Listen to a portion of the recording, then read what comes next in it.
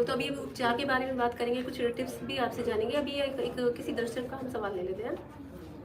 हमारे साथ मोंटी सिंह जुड़े हैं। उनका क्वेश्चन है कि वे 27 इयर्स के हैं, तो क्या 27 इयर्स के एज में नेबुलाइजर लेना चाहिए या पंप? देखिए, सबसे पहले मोंटी सिंह आपको ये कहना चाहूँगा, नेबुलाइजेशन एस्मा का इलाज नहीं है। नेबुलाइजेशन बहुत सारी दवाइयाँ होती है। एक नेबुलाइजेशन में 20 से 25 पफ्स होते हैं। एस्मा का, जैसे मैंने आपको बोला है कि एस्मा एक प्रिवेंटेबल डिजीज़ है। लाली बिल्कुल ख़त्म हो सकती है, खराश बिल्कुल ख़त्म हो सकती है, हवा नली के अंदर जो संवेदनशीलता है, जो उसकी जो रुकावट है, बिल्कुल ख़त्म हो सकती है। आपको प्रिवेंटिव इनहेलर 2 प्रकार के होते हैं, एक प्रिवेंटिव और रिलीवर। जो आप नेबुलाइजेशन की बातें कर रहे हो वो रिलीवर होते हैं। मतलब जैसे मान लीजिए आपको सर में दर्द हो रहा है, आप बार बार दर्द की गोली ले रहे हैं, वो तो उत्तर नहीं हुआ ना। तो इसमें प्रिवेंटिव इनहेलर होता है, जिसमें बहुत लो डोज में स्टेरॉयडल दवाई होती है, इसको हम आईसीएस कहते हैं। और लॉन्ग एक्टिंग ब्रोंकोडायलेटर, हवा नली खोलने की एक दवाई होती है, जिसको हम लावा कहते हैं, लावा और आईसीएस। ये रासायनिक बहुत लाइट डोज पे होता है। इनहेलर के जरिए अगर आप प्रिवेंटिव इनहेलर लेंगे तो आपकी हवा नली के अंदर लाली नहीं आएगी, खराश नहीं होगी, हवा नली खुली रहेगी।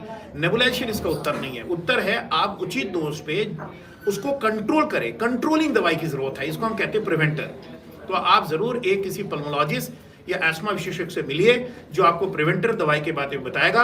और प्रिवेंटर दवाई आप लेंगे तो बिल्कुल आप रिवर्सिबल डिजीज कर सकते हैं। ऑलरेडी 27 साल आपकी उम्र हो चुकी है, चीजें ये लेट हो चुकी है। हम चाहते हैं कि 14 साल के बाद एस्मा बिगड़ना नहीं चाहिए। अगर 14 साल तक एस्मा, तो बिल्कुल हम रिवर्ट कर सकते हैं। फिर भी अभी तक ये लेट नहीं है। आप अगर प्रिवेंटिव इनहेलर लेंगे, प्रॉपर डोज पे लेंगे, तो आपकी नेबुलाइजेशन और ये सारी बातें खत्म हो सकती है। बिल्कुल। डॉक्टर साहब, एक सवाल और है मेरा, है जो हमारे दर्शक जानना चाहेंगे। कभी कभी क्या होता है ना, अचानक से जो अस्थमैटिक होते हैं उनको अटैक आ जाता है, तो इस परिस्थिति में क्या करना चाहिए? अगर आसपास कोई हॉस्पिटल नहीं है तो क्या मतलब खास चीज़ करनी चाहिए उनको? जैसे मैंने दर्शकों को ये कहा कि ये मूडी डिजीज है, अनप्रेडिक्टेबल डिजीज है, पोल्यूशन के साथ बढ़ सकता है, तनाव के साथ बढ़ सकता है। मतलब आपकी घर के अंदर अगर पेट्स है, डैंड्रफ है, बहुत सारी चीज़ें होती है, ट्रिगर जो बहुत बारीकी चीज़ से पकड़ सकता है।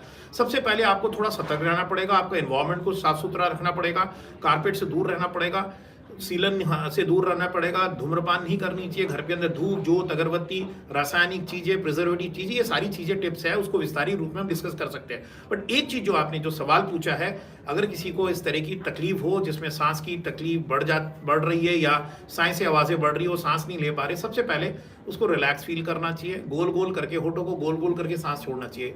देखिए, होठों को गोल गोल करने से क्या होता है कि हमारी जो हवा नली के अंदर जो ट्रैपिंग ऑफ एयर है निकल जाती है। जैसे होठों को गोल, मतलब जैसे बटुआ ब्रीथिंग कहते हैं, नीचे वाली होठों को गोल कीजिए। जैसे हमें देखिए आप, जैसे हम सीटी बजाते हैं, उस तरीके से धीरे धीरे हवा को छोड़िए, तो हवा नली आपकी खुल जाती है और आप अच्छा हवा ले सकते हैं। पहली दूसरी बात क्या है, घबराने की कोई बात नहीं है, पैनिक बिल्कुल मत कीजिए। आपके पास अगर कोई रिलीवर इनहेलर है, जिसके जो हम रिलीवर कई नाम से आते हैं, जिसके अंदर मतलब हमारे, जिसको हम बीटा एगोनिस्ट कहते हैं, एस्थलीन, वेंटोलिन, एस्थलीन, डिओलिन, इस तरह की कई तरह हमारे देश में दवाइयाँ मिलती हैं जो हवा नली को खोल देता है। ब्रोंकोडायलेटर कहते हैं इसको। ब्रोंकोडायलेटर मतलब हवा नली, या आप स्पेसर के जरिए या पंप के जरिए धीरे धीरे गहरी गहरी अगर सांस लेंगे, एट ए टाइम अगर 4 पफ ले लेंगे 1-1 मिनट बाद, और 1 घंटे में अगर 16 पफ लेंगे, तो आप बिल्कुल ठीक हो सकते हैं। तो आपको पैनिक करने की कोई ज़रूरत नहीं है, कोई भागादड़ी की कोई ज़रूरत नहीं है, कोई अस्पताल की ज़रूरत नहीं पड़ती। आप धैर्य रखिए, चीज़ों को ध्यान से रखिए, थोड़ी सी माहौल को ठीक रखिए, खुली हवा आने दीजिए, पर्सली ब्रीदिंग कीजिए, और रिलीवर इनहेलर को स्पेसर के जरिए, स्पेसर एक प्लास्टिक बॉटल जैसा होता है, जिसके जरिए धीरे धीरे सांस को इनहेलर के जरिए लीजिए। इसको रिलीवर इनहेलर कहते हैं। जैसे मैंने बोला, कई सारी कंपनियां बनाती है। बेसिकली ये एस्थलीन या वेंटोलिन या डिओलिन के नाम से हमारे देश में पाया जाता है। बिल्कुल। तो अभी एक दर्शक और जुड़ गए हैं हमारे साथ, उनका सवाल ले लेते हैं।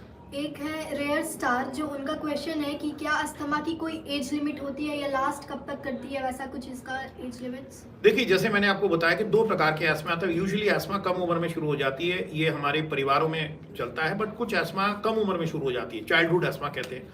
कुछ एस्मा थोड़े से एडल्ट एज में शुरू होता है। बट इसकी मतलब दोनों के अलग अलग सिचुएशंस होते हैं। जो चाइल्डहुड एस्मा में एलर्जी का कंपोनेंट ज़्यादा होता है, मतलब उसके अंदर नज़ला, जुकाम, खांसी, एलर्जिक कंपोनेंट जिसको कहते हैं, कि बॉडी की जो रासायनिक जो कोशिका है वो ज़्यादा गंभीर तरीके से असर करती है, तो वो एलर्जिक होता है यूजुअली। और उसके जो रिजल्ट्स अच्छे होते हैं अगर हम ढंग से उसको इलाज करें। और 14 साल से पहले अगर हम बहुत ही मॉनिटरिंग करें एक चाइल्डहुड एस्मा को, ठीक भी हो सकता है। कई बार हम क्योर की बात भी करते हैं। बट जो एडल्ट ऑनसेट एस्मा होता है वो कई बार परसिस्टेंट करता है, उसमें कई सारे फैक्टर्स होते हैं, तब तक वो बॉडी के अंदर कई मॉडिफिकेशंस हो जाती हैं। बट आज की तारीख में जो साइंस है, जो इनहेलर के डोज है, जो जिस तरीके से हमारी साइंस तरक्की की है, जिसको हम डिलीवरी डिवाइसेस कहते हैं, जो रासायनिक दवाइयाँ आई है अलग अलग तरीके से, हम बहुत ही सुरक्षित और एक संतुलन जिंदगी बिता सकते हैं, जिसमें आपको बिल्कुल कोई अटैक्स के हमें बिल्कुल सारे अटैक को हम रोक सकते हैं। तो उस तरह की साइंस आ गई है और उसको हम इनहेलर कहते हैं, और इसमें दवाइयाँ बहुत ना के बराबर होती है और सीधी हवानली में जाती है।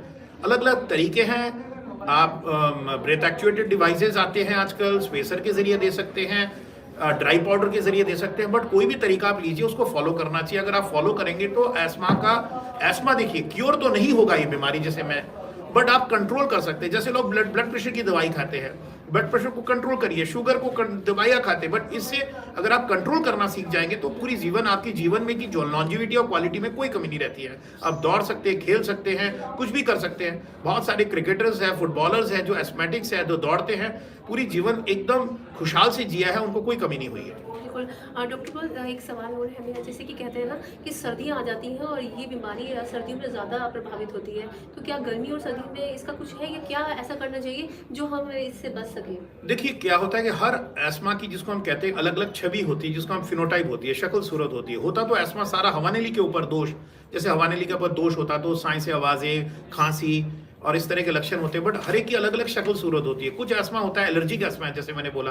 कुछ एस्मा गर्मियों में भी होती है, गर्मियों में ह्यूमिडिटी के साथ होती है। ह्यूमिडिटी मतलब जैसे मान लीजिए जैसे रेन्स के बाद जो ह्यूमिडिटी होती है उस समय एस्मा की ह्यूमिडिटी हमस एस्मा को खराब करता है। कोई विंटर के साथ होता है क्योंकि विंटर के पोल्यूशन के साथ ट्रिगर करता है। कुछ एस्मा होते हैं पोलन रिलेटेड, जैसे पोलन आपने जैसे जो फूलों के जो रेणु होती है, पराग उड़ते हैं, वो वसंती ऋतु में भी उड़ सकते हैं और ये शरद ऋतु में भी उड़ सकते हैं। कुछ पोलेंस के साथ हो सकते हैं। कुछ मान लीजिए हमारे बाकी रासायनिक चीज़ आके ऑक्यूपेशन के साथ हो सकता है, जैसे मान लीजिए कोयले के खान में काम करते हैं, गन्ने के खेत में काम करते हैं, या बर्ड्स पालते हैं, या आपके, तो डिपेंड करता है कि आपका माहौल क्या है, आपका ऑक्यूपेशन क्या है, आप किस परिस्थिति में है। ऐसा नहीं है कि विंटर के साथ होता है या समर के साथ होता कभी भी हो सकता है।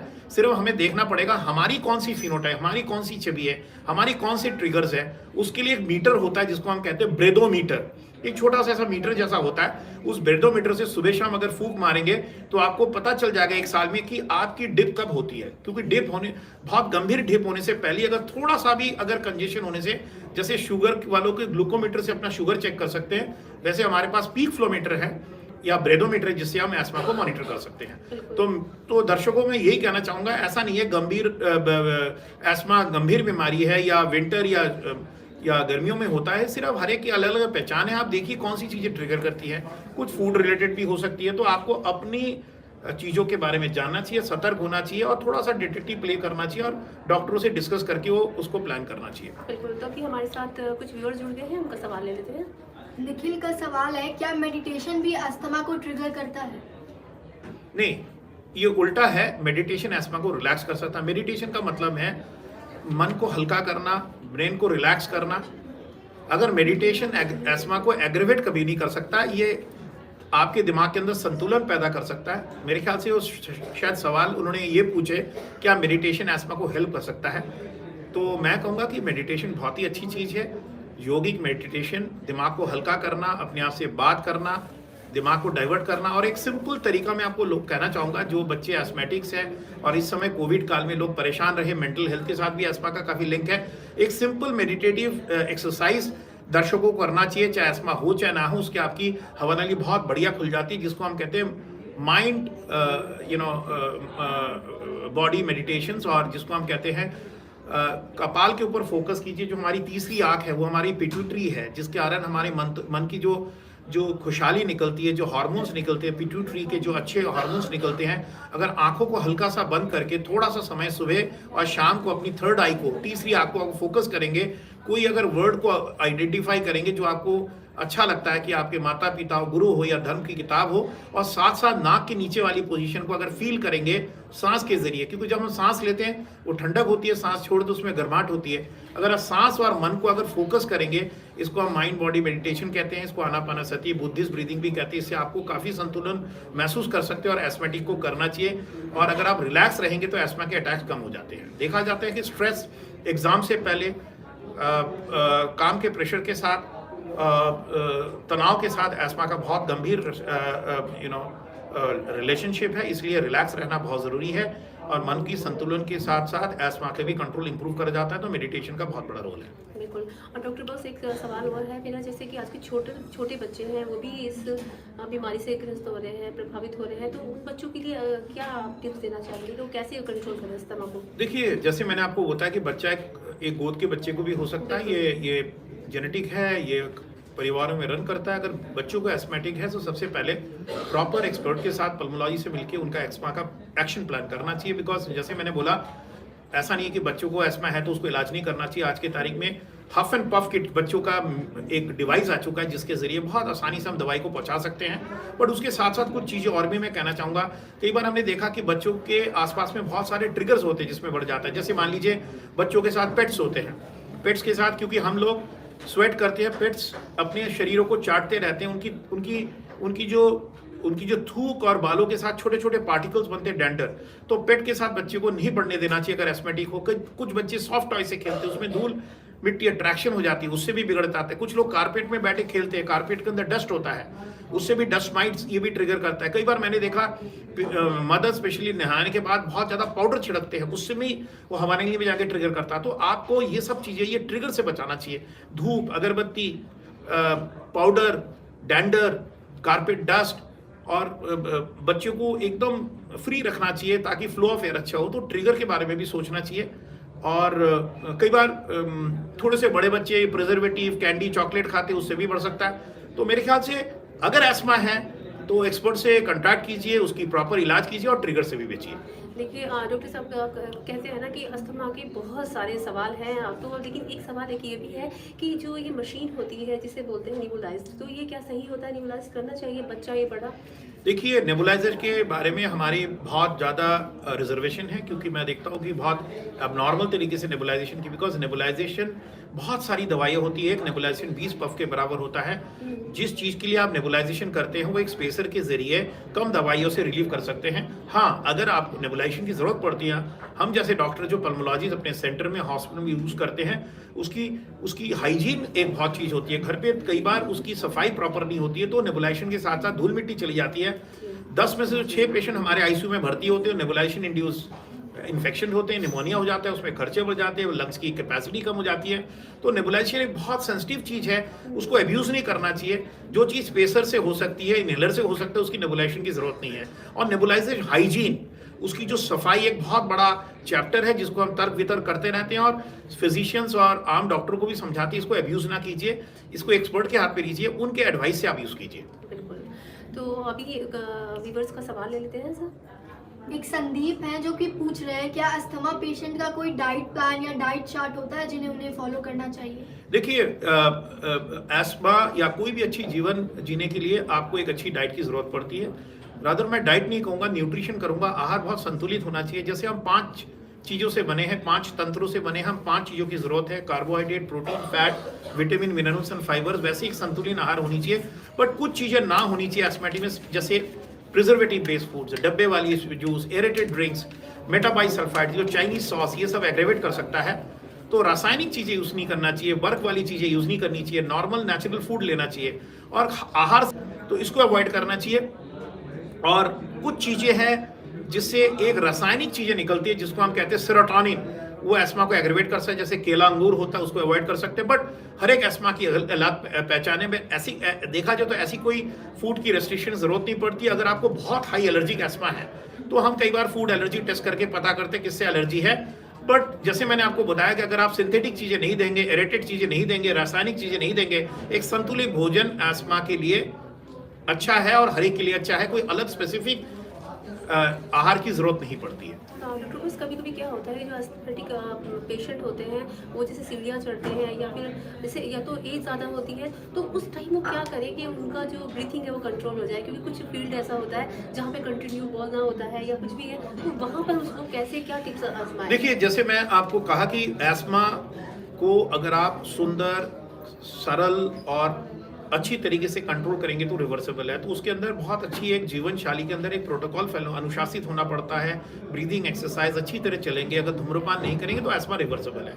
बट मान लीजिए कोई एस्मा किसी कारण से बिगड़ गया, जो वो चीज़ हो नहीं पाई, चाहे उसके जीवन काल में बहुत सारी बातें ऐसी हुई जिसके कारण उसका वजन बढ़ गया, या धूम्रपान करते थे आज छोड़ गए तो एस्मा कॉम्प्लिकेट कर गया, आप ऐसी स्थिति की बात कर रहे हैं, तब वो चीज़ें गंभीर हो जाती है। उसके लिए भी बहुत साइंस तरक्की कर चुकी है, उसमें भी अलग अलग दवाई आ चुकी है। बट सबसे इंपॉर्टेंट चीज़ मैं आपको कहूँगा कि अगर ऐसी स्थिति हो तो आप एक्सपर्ट से जुड़िए, ट्रीटमेंट को मॉडिफाई कीजिए, और जो मॉडिफिकेशन चीज़ें हैं, जैसे अगर मान लीजिए उनको एस्मा हो रहा है, प्रोफेशन ऐसा है, चढ़ना पड़ रहा है, उसमें उनको तकलीफ हो रही है, तो रिलीवर इनहेलर की जो बात मैंने कही है, एस्थिलीन, डिओलिन और ये जो वेंटोलिन तरीके की जो ब्रोंकोडायलेटर है जिसको हम बीटा एगोनिस्ट कहते हैं, जो इस तरह की इनहेलर आप जेब में रखिए, उसको कोई भी एक्टिविटी करने के बाद 2 पफ ले सकते हैं जिसकी आपकी हवा नली खुल जाती है, और 5 से 6 घंटे आप संतुलन महसूस कर सकते हैं। तो रिलीवर इनहेलर को कैरी करना चाहिए। बट फिर भी मैं कहूँगा जो एस्मा बिगड़ जाता है, कोई समय के साथ बिगड़ता रहता है, उसमें बहुत सारी बातें होती है। हमें एक अच्छी लंग रिहैबिलिटेशन प्रोग्राम की ज़रूरत पड़ती है, एक ब्रीदिंग एक्सरसाइज की जरूरत पड़ती है, सपोर्ट की हमें देखना पड़ता है कि कई बार हम सोचते हैं कि सांस फूल रही है, बट उसमें बहुत सारे वेरिएबल्स होते हैं। हो सकता है आपके उसके अंदर हीमोग्लोबिन कम है, उसको इंप्रूव करना चाहिए, क्योंकि सांस अगर आपकी डेफिशिएंसी है बॉडी के अंदर, न्यूट्रिशनल डेफिशिएंसी है, तो भी आपको लगता है कि वर्कलोड ज्यादा हो रहा है। कि अगर हीमोग्लोबिन कम है, उसको इंप्रूव। महिलाओं में कई बार देखा एस्मेटिक हमारे पास आते हैं, पर उनके हमने लोहे का लेवल चेक किया, आयरन लेवल चेक किया, हीमोग्लोबिन चेक किया, वो बहुत कम होता है, उसको देखना चाहिए, आपके हाथ में है। तो आहार का बहुत बड़ा इंपॉर्टेंट है। कई लोग एक्सरसाइज नहीं करते हैं, धूप, अब जैसे क्लोज स्पेस में दुनिया काम कर रही है, क्लोज स्पेस से, उससे क्या होता है, धूप से आप दूर रहते हैं। जब धूप नहीं लगती है तो आपकी विटामिन डी कम होता है, विटामिन डी कमी होने के कारण मसल्स वीक हो जाते हैं, तो विटामिन डी का भी सेवन करना चाहिए। ये सारी चीज़ें लाइफस्टाइल की बातें हैं। ये फिटनेस होनी चाहिए, आइडल वेट होना चाहिए, वॉक करना चाहिए, और उसके साथ ब्रीदिंग एक्सरसाइज का बहुत इंपॉर्टेंट रोल है। और ये सारी चीज़ें बहुत इंपॉर्टेंट रोल प्ले करता हूँ। मैं एक सिंपल चीज़ें मैं कहता हूँ दर्शकों को जो कर सकते हैं, जैसे हमारे देश ये स्पिरिचुअलिटी में बिलीव करता है, डिवाइन, जैसे संग बजाना, जैसे कॉन्शियल बजाना, एक बहुत अच्छा लंग एक्सरसाइज है, इसको प्रैक्टिस करना चाहिए।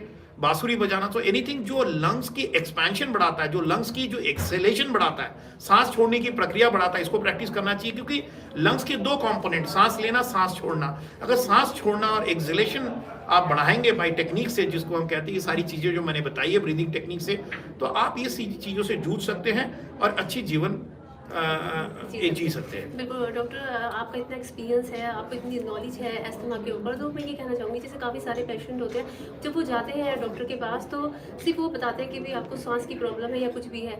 आपका क्या नज़रिया है, ऐसा कौन सा टेस्ट है जिससे पता लगा सके कि आखिर उनका एनर्जी लेवल है वो कितना हाई है? तो ऐसा कोई टेस्ट है जो आप बिल्कुल, एस्थमा को नापने के लिए आज की तारीख में साइंस के बाद बहुत सारी एक सिंपल चीज़ है जिसको हम कहते हैं, जैसे मैंने आपको बताया, एक सिंपल मॉनिटर है जो आपके पास हो सकता है, 300-400 रुपए का होता है, जिसका नाम है ब्रेदोमीटर या पीक फ्लोमीटर, जैसे एक ग्लूकोमीटर के जैसे, वो से आप नाप सकते हैं हर डॉक्टर के पास। बट अगर आप स्पेशलिस्ट डॉक्टर के पास आएंगे, उनके पास एक मशीन होती है जिसको हम कहते हैं लंग फंक्शन मशीन या PFT machine, pulmonary function machine, जिससे आप कितनी ऑक्सीजन की, कितनी हवा नली के अंदर उसकी जो वायु मार्ग में रेजिस्टेंस है, वो कसाव है, उसको नाप सकते हैं, और कितनी उसमें सुधार हो रही है दवाई के साथ, रिवर्सिबिलिटी भी चेक कर सकते हैं। तो पल्मोनरी फंक्शन टेस्ट के जरिए हम जान सकते हैं। आज की तारीख में एलर्जी को नाप सकते हैं हम कोशिका के लेवल में। ये सारे टेस्ट हैं और ये बहुत इजीली अवेलेबल है और बहुत सस्ते और साधारण टेस्ट है, इसको हम कर सकते हैं। बिल्कुल, तो अभी अपने दर्शक का सवाल ले लेते हैं। मॉन्टी का एक क्वेश्चन आ रहा है कि बीच में अभी 1-2 साल तक उन्हें अस्थमा का अटैक नहीं आया, बट फिर अब वो अस्थमा के अटैक से वो सफ़र कर रहे हैं, तो ऐसा ये गैप क्यों? देखिए, मैंने आपको बताया कि एस्मा एक लंबे चलने वाली बीमारी है। ऐसा नहीं होता कि एस्मा का गैप आ जाता है, कई बार थोड़ा सा इंप्रूव कर जाता है, आपके ट्रिगर्स कम हो जाते हैं, बट एस्मा का एक कंटिन्यूसली प्रोग्राम चाहिए। हो सकता है वो प्रिवेंटिव इनहेलर लेना छोड़ दिया है या उसकी डोज कम कर दिया है, तो उनको